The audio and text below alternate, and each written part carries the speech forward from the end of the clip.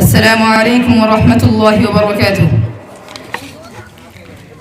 الحمد لله الذي هدى الناس سواء الطريق، وأشكر الله الذي لا مانع ولا ضار إلا هو، وأصلي على النبي الكريم الذي بعث رحمة للعالمين وعلى آله الطاهرين والطيبين. أما بعد، فأعوذ بالله من الشيطان الرجيم. بسم الله الرحمن الرحيم. وما كان المؤمنون لينفروا كافة فلولا نفر من كل فرقة منهم طائفة ليتفقهوا في الدين ولينذروا قومهم إذا رجعوا إليهم لعلهم يحذرون. صدق الله العلي العظيم. میں نے ابھی جس آیات کی تلاوت کی ہے اس کا ترجمہ یہ ہے کہ مسلمانوں کے لیے یہ بھی مناسب نہیں ہے کہ ہمیشہ سب کے سب ہی جہاد کے لیے نکل کھڑے ہو. لہذا ایسا کیوں نہ ہو کہ ان کی ہر بڑی جماعت میں سے ایک جماعت جہاد کے لیے نکلا کرے، تاکہ وہ لوگ جو باقی رہے وہ دین کی سمجھ حاصل کرنے کے لیے محنت کرے، اور جب ان کے قوم کے لوگ جو جہاد میں گئے ہیں ان کے پاس آئے تو ان کو متنبہ کرے اور وہ گناہوں سے بچ کر رہے. محترم ساتھیوں، ہمیں اس آیات سے کیا معلوم ہوا کہ تعلیم احکام اور اس کی ضرورت سے تعلم احکام ایسا اہم فریضہ ہے کہ جب جہاد بھی فرض ہو جاتا ہے اس وقت بھی واجب ہے کہ ایک جماعت بجائے جہاد کے اس اہم فریضہ کی انجام دے، اس اہم فریضہ کی خدمت انجام دے، تو ہر کسی وقت اس کا اہتمام کیوں نہ واجب ہوگا. اور یہ بات بھی ظاہر ہو گئی کہ کئی کام کیسے ہی عظیم اور ضروری ہو، وہ معتبر اور مقبول اسی وقت ہو سکتی ہے جبکہ وہ شرعی قوانین کے موافق ہو، اور ان شرعی قوانین کے موافق ہونا اسی علم پر موقوف ہے. اور اس علم کی دو صورتیں ہو سکتی ہے، یا تو خاص طور پر درس و تدریس، یا عام طور پر تعلیم و تبلیغ. یاد رکھو اے مسلمانوں کہ یہ محکمہ تعلیم تمام کاموں کا جڑ ہے. اگر محکمہ تعلیم باقی نہ رہا تو آئندہ کام کرنے والے کیوں کر پیدا ہوں گے. اور یہ محکمہ تعلیم تو وہ مدارس، وہ مساجد، وہ مکاتب، وہ مراکز ہے، اگر وہ باقی نہ رہا تو یہ تعلیم احکام، تعلیم قرآن اور تعلم احکام شرعیہ کیسے باقی رہے گا. آج کے دور میں یہ مدارس اللہ کی بہت بڑی نعمت ہے. آج حکومت رات و دین ان اداروں کو مٹانے اور ختم کرنے کی کوشش کر رہی ہے.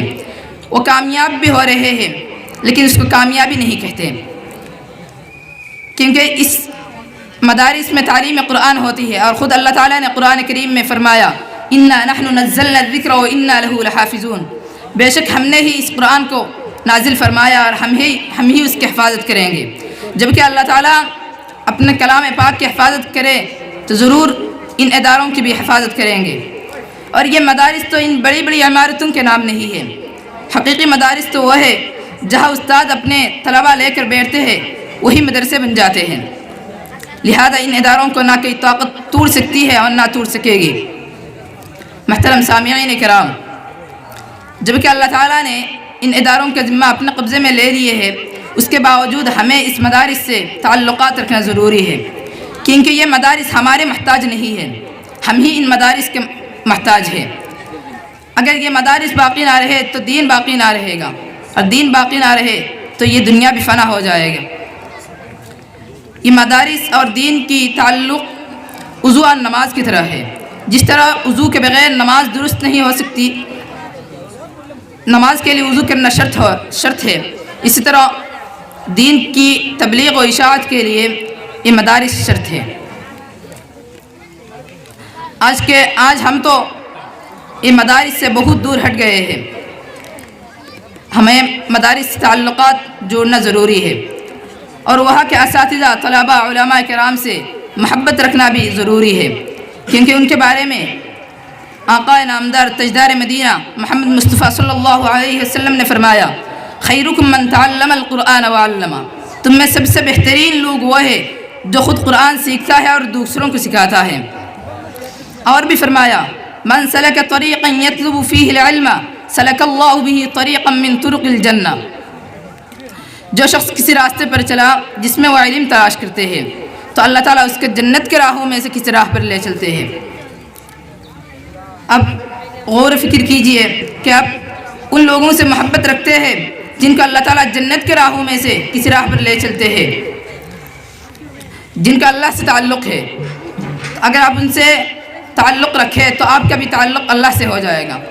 مثلا اگر کوئی شخص آپ کے دوست ہو اور اس کا دوست اور کوئی ہو جس کا آپ نہیں پہچانتے ہو، تو کچھ دن بعد وہ بھی تمہارے دوست ہو جاتے ہیں۔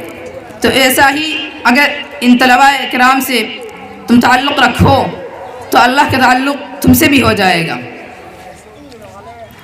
اور بھی نبی کریم صلی اللہ علیہ وسلم نے فرمایا کہ اگر دنیا میں ان لوگوں کو دیکھنا ہے جن کو اللہ نے جہنم کے عذاب سے آزاد کر دیا تو طلباء علم دین کو دیکھو۔ قسم بخدا جو طالب علم صرف علم حاصل کرنے کی نیت سے کسی عالم کے دروازے پہ جاتے ہیں تو اللہ تعالیٰ اس کے ہر قدم اور ہر حرف میں 1 سال کی عبادت کا ثواب لکھ دیتے ہیں۔ جہاں جہاں اس کے قدم پڑتے ہیں تو وہ زمین اس کے لیے استغفار کرنا شروع کر دیتے ہیں۔ فرشتے صبح و شام طلباء کرام کی مغفرت کا اعلان کرتے ہیں۔ ہؤلاء عتقاء اللہ من النار، یہ وہ لوگ ہیں جن کو اللہ نے جہنم کے عذاب سے آزاد کر دیا۔ ظاہر سی بات ہے کہ اگر طلباء کرام کا اتنا بلند مقام ہو تو ان لوگوں کی کیا شان ہوگی جو طلباء سے محبت کرتے ہیں، طلباء پر خرچ کرتے ہیں، مدرسے میں امداد دیتے ہیں، تو اللہ تعالیٰ ان کو بروز قیامت کتنا ہی بڑا اجر دیں گے، کیونکہ اللہ تعالیٰ بے حساب دینے والے ہیں۔ میرے عزیز ساتھیوں، آپ لوگوں نے سنا ہے کہ طالب علم کا کتنا بڑا مقام ہے، اور بھی نبی نے فرمایا ان الملائکۃ لا تضع اجنحتها رضا لطالب العلم، بے شک ملائکہ اپنے پر بچھا دیتے ہیں طالب علم کی خوشنودی کے لیے۔ یہ اتنا عزت و عظمت کس طالب علم کے لیے ہے؟ یہ وہ طالب علم ہے جو صرف علم دین حاصل کرنے کے لیے نکلا ہو، اس میں دوسرا کی نیت شامل نہ ہو، کیونکہ نبی کریم صلی اللہ علیہ وسلم نے فرمایا انما الاعمال بالنیات، سارے کے سارے اعمال کا دار و مدار نیتوں پر ہے۔ اگر اس میں دوسرا کی نیت شامل ہو تو آپ کا علم حاصل ہو جائے گا آپ کی ذہانت کی وجہ سے، کہ اس میں کچھ بھی فائدہ نہیں ہوگا، اور فائدہ کے بغیر علم حاصل کرنا بیکار ہے۔ اور اس علم کے لیے بہت سارے شرائط ہیں۔ یہ علم اللہ تعالیٰ ہر کسی کو نہیں دیتے، کیونکہ یہ وہ علم ہے جو جہاد کے وقت بھی فرض واجب رہتا ہے۔ یہ وہ علم ہے جو حضرت آدم علیہ السلام کو فرشتوں سے افضل بنا دیا۔ یہ وہ علم ہے جو انسان کو اشرف المخلوقات بنائے ہوئے ہے۔ یہ اس قرآن کی تعلیم ہے جو محمد بن عبداللہ سے محمد رسول اللہ بنا دیا ہمارے نبی کو۔ تو اس علم کے لیے شرائط رہنا یہ معمولی بات ہے۔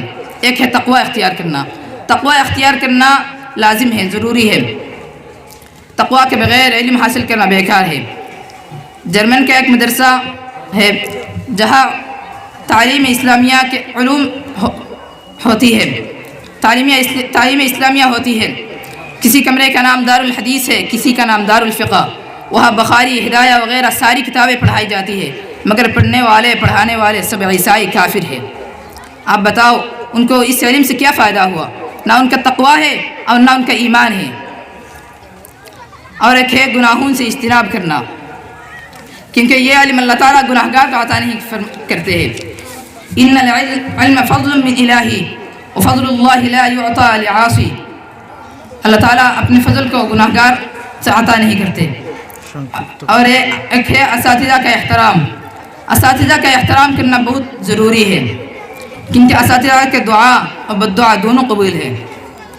خلیفہ ہارون رشید کا نام آپ لوگوں نے سنا ہوگا۔ اس نے اپنے بیٹے کو ایک استاد کے پاس اسماعی کے نام سے ان کے پاس بھیجا۔ تو ایک دن ہارون رشید نے دیکھا اپنے بیٹے کو کہ وہ پانی ڈال رہا ہے اور اسماعی اپنے ہاتھ اور پیر دھو رہے ہیں، وضو کر رہے ہیں۔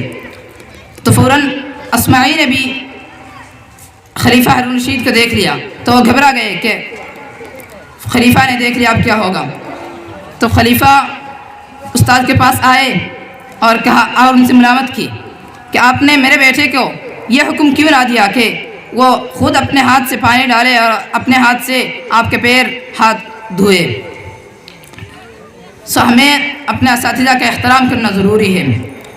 اور ایک ہے تکبر سے پرہیز کرنا ضروری ہے، کیونکہ ایک حدیث ہے لا تدخل الملائکۃ بیتا فیہ کلب او صورۃ، فرشتے اس گھر میں داخل نہیں ہوتے جس میں کتے یا تصویر ہو. اور یہ جو تکبر ہے یہ معنوی کتے کے برابر ہے، اور یہ جو علم دین ہے یہ حاصل ہوتے ہیں فرشتے کے ذریعے. سو ہمیں تکبر سے پرہیز کرنا چاہیے. اللہ تعالی ہم سب کو ان باتوں پر عمل کرنے کی توفیق عطا فرمائے. وآخر دعوانا الحمد للہ رب العالمین. السلام علیکم ورحمۃ اللہ.